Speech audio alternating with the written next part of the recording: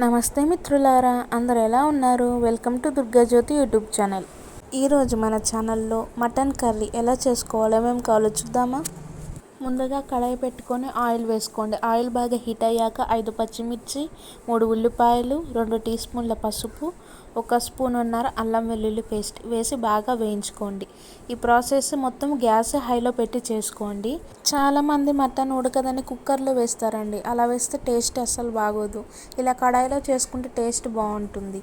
ఇప్పుడు ఉల్లిపాయలు వేగాక మటన్ వేసుకోండి. మటన్ వేసి ఒకసారి కలిపేసి గ్యాస్ సిమ్లో పెట్టుకొని ఒక 20 నిమిషాలు ఉడికించుకోవాలండి. గ్యాస్ సిమ్లో పెట్టుకొని అప్పుడే మనకి మటన్ మంచిగా కుక్ అవుతుంది.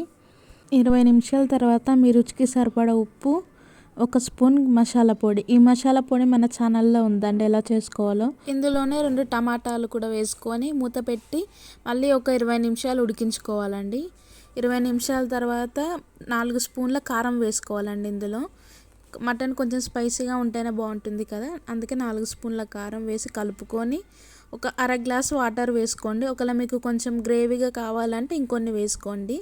కలిపేసుకొని మూత పెట్టి మళ్ళీ ఒక 10 నిమిషాలు ఉడికించుకోవాలండి. ఈ ప్రాసెస్ మొత్తం మనం సిమ్లోనే చేసుకోవాలండి. అప్పుడే మటన్ మనకి మంచిగా కుక్ అవుతుంది. ఇప్పుడు ఇందులో 2 స్పూన్ల మసాలా పొడి, కొంచెం కొత్తిమీర వేసి మూత పెట్టి మళ్ళీ ఒక 5 నిమిషాలు ఉడికించుకోండి. అంటే మొత్తం మీద మనకి 45 మినిట్స్ పడుతుందండి కూర అవ్వడానికి.